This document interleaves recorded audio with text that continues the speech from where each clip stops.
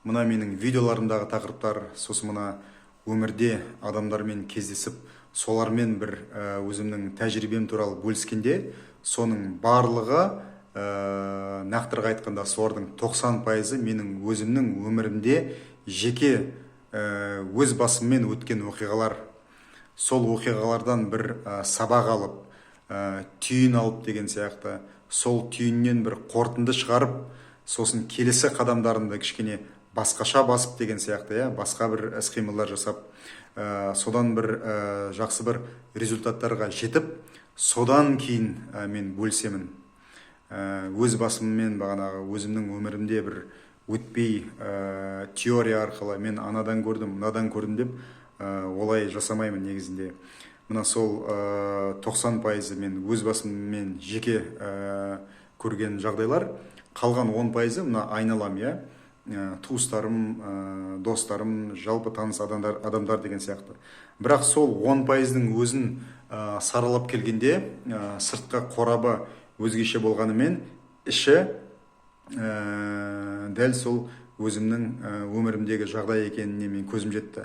Мысалы, лудомания, менің бір жақын бауырым, туысым лудоман, яғни ставка салады, сосын содан бағана қарызға кіріп кетті. Мен мысалы ставка салып білмеймін, мен карт ойнап білмеймін, азарттық ойындарды білмеймін мен. Бірақ менде қарыз бар. Мен кәсібімнің бір мәселесімен мен қарызға кірдім. Ол іншек, мысалы, ставка арқылы қарызға кірді. Мысалы, сыртқы қорабы бөлек болғанмен, зерттей келгенде түбі бір екеніне мен көзім жетті. Сондықтан осы видеоларым толықтай 100% өзімнің өмірім деп айтуға болады. Сол өзімнің өмірімде болған жағдайлар арқылы бір түйін алып, қорытынды алып, одан бір істерімді өзгертіп, содан осы бағанағы өмірімде болған мәселелер арқылы, солардың арқасында санамды кеңейтіп, дамытып, бір үлкен бір ұстаздарға жолығып, сол ұстаздардан білім алып деген сияқты, ізденіп деген сияқты, сосын бағанағы сол піскен бір өнімді сіздерге былайша айтқанда таратып жатырмын. Жалпы енді мына видеолардағы, осы ютубтағы немесе тиктоктағы видеоларым жалпылама мәселелер бойынша, себебі әр адам әртүрлі, әр адамның өзінің жеке өмірлік бір жағдайлары бар. Сондықтан мысалы жеке консультацияда ол кішкене кеңірек болуы мүмкін. Ал мына ютубтағы видеоларда бір сіздің өміріңізге қатысты мәселелер болуы мүмкін, бірақ ол бір 3%, 5%, 10%. Сізбен жекемен сөйлескенде нумерология жағынан, астрология жағынан, жалпы мына түп сана мәселесі, энергетика мәселесі, сол бойынша мен негізі жұмыс жасаймын. Енді мына өзімнің өмірімде сол болған жағдайлар туралы айтайын, қандай жағдайлармен мен жұмыс жасадым, жеке басым.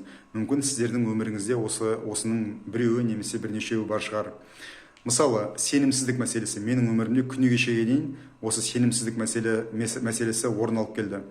Мысалы, адам сенімсіз болса, немесе күш қайраты бірдеңеге жетпесе, оны біз нормальный нәрсе деп ойлаймыз. Жоқ, ол негізі нормальный нәрсе болмау керек. Мысалы, кейбір адамдар айтады, 50 жастан кейін, 60 жастан кейін, 70 жастан кейін денеміз ауырады ғой, ол енді нормальный, дәл солай ауыру керек қой дейді. Жоқ, ол нәрсе нормальный емес. Сондықтан адамның нормальный қасиеті, нормальный бір состояниесі, былайша айтқанда, жағдайы ол тыныштық, бақыт, жүректегі бақыт сезімі. Сол біздің нағыз жаратылысымыз. Ал соның үстіндегі бағана өтірік айту, темекі тарту, басқасы, оның барлығы біздің бағана психологиялық жағдайымызға байланысты екен. Мына мен өз өмірімдегі жаңағы айтқандай жағдайларды айтып көрейін. Өз өмірімде болған, солмен жұмыс жасаған.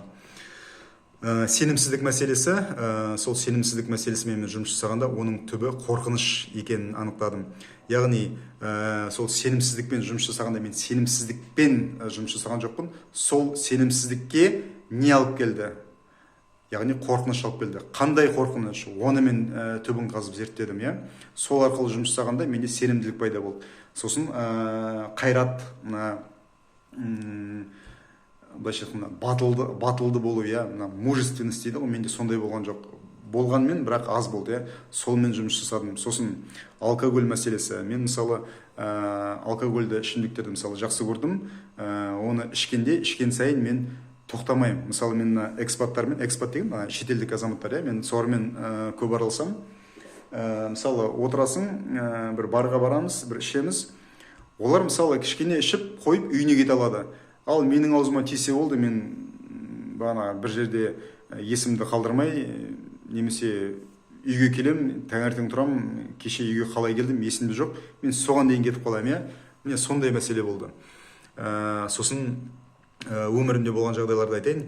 Әртүрлі, мысалы, синтетикалық наркотиктер, оның да мәселесі болды менің өмірімде. Сосын әртүрлі және безберекет жыныстық қарым-қатынас. Сосын өтірік айту. Мен өте көп өтірік айттым. Мен енді кәсіп саласында болғасын, мен ойладым, менде сондай ұстаным болды. Кәсіпкер болсаң, өтірік айту ол норма. Яғни менде сондай бір ұстаным болды. Мен серіктестермен мысалы кейбір клиенттерге бір келісімшарт туралы, бір жобалар туралы сөйлескенде, бізде мысалы өтірік айту, бір нәрсені асырып айту, немесе жасырып айту деген нәрсе, ол бір күнделікті нәрсе болды. Және мен үшін ойладым, екінің бірі, яғни бүкіл кәсіпкер солай жасайды деп ойладым. Ол да менің бір қателескенім. Сол ұстаныммен жұмыс жасадым. Сол өтірік айту, жалған сөйлеу, ол тек кәсіпте ғана емес, жалпы достарыммен, балаларыммен, анаммен, кез келген адамдармен шынайы болмау, бірдеңені жасырып қалу, немесе өтірік айта салу мен үшін нормально болды. Сондықтан сол нәрсемен жұмыс жасадым. Сосын чувство жертвы дейді, позиция жертвы, яғни құрбан болу. Сен болмағанда менің өмірім мынандай болар еді, сен бүйтіп қалдың, сенің кесіріңнен айтып қалдым, сөйтіп қалдым деген сияқты. Яғни өзіңді құрбан бір позициясында қалдыру. Ол деген біздің жасымыз қанша болса да, 37-47-де болса да, санамыз 5 жасар, 7 жасар баланың санасында қалып қойғандығы. Яғни сол кезбен жұмыс жасау, ол түп санамен жұмыс жасау. Оның да өзінің техникалары бар, өзінің бір тәсілдері бар. Сосын енді негізінде айта берсем өте көп менің өмірімде болған жағдайлар. Сосын сатқындық, достардың сатуы, серіктестердің сатуы. Мен біреулерді сатып жаттым. Мысалы, кейбір серіктестеріме өтірік жалған ақпаратты жеткізіп, сол арқылы мысалы мен сатып жаттым. Бір адамдардың мысалы былайша айтқанда, енді қалай айтсам болады. Енді сатқындық, өтірік айту деген ол енді түбі барлығы қорқыныш қой. Яғни кезінде көршінің баласынан жақсырақ болуға тырысу деген сияқты, жас кезімізден, бала кезімізден қалған бір ұстанымдар.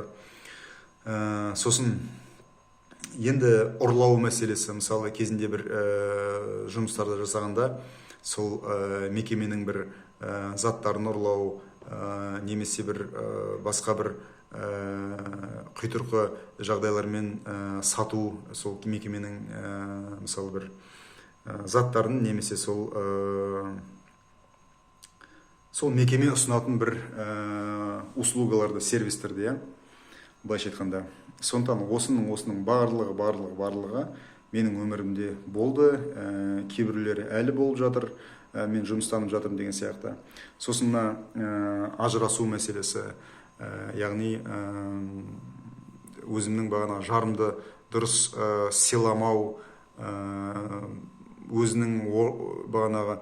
өзіне лайықты бір құрмет көрсетпеу мәселесі, сол басымнан өткен. Сосын діни мәселелер, радикалды дін мәселесі менің басымда болды. Мысалы, мен өзімнің жұбайыммен 12 жыл бірге тұрдық, бірақ сол жұбайыммен мысалы мен танысқанда, сол үйленбестен бұрын сол сырға салуға бара жатқанда, мен сол дін арқылы таныстырды бізді.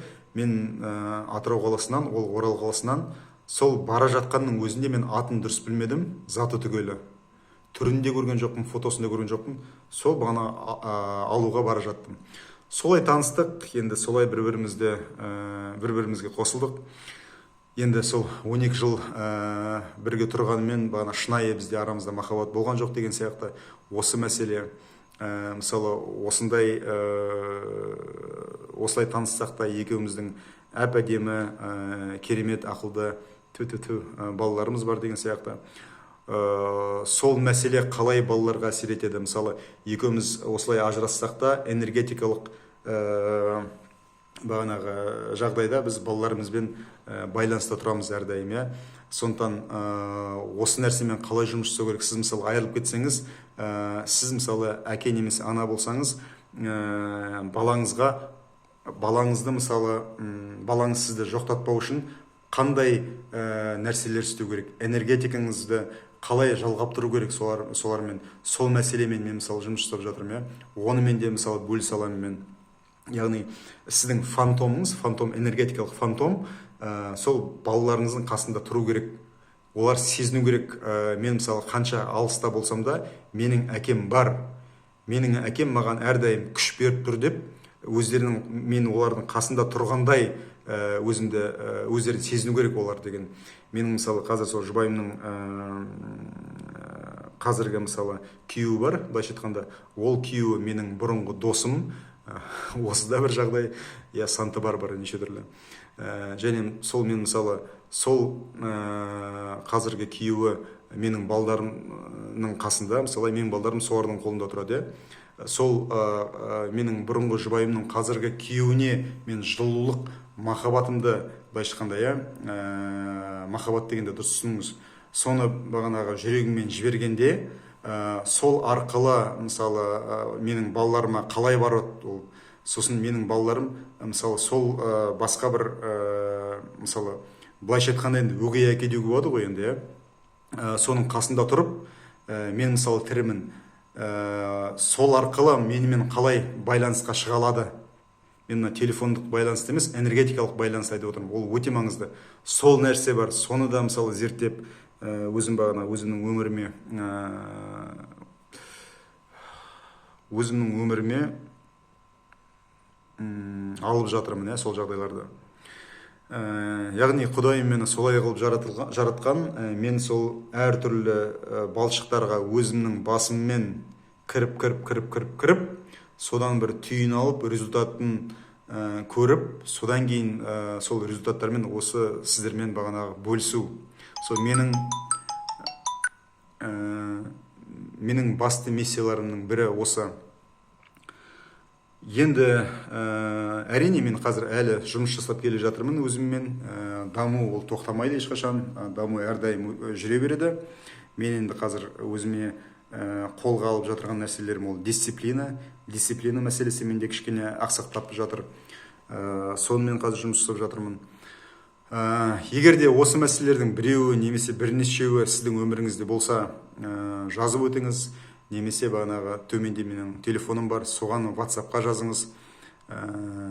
Мен бір өзімнің тәжірибеммен бөлісе аламын барынша.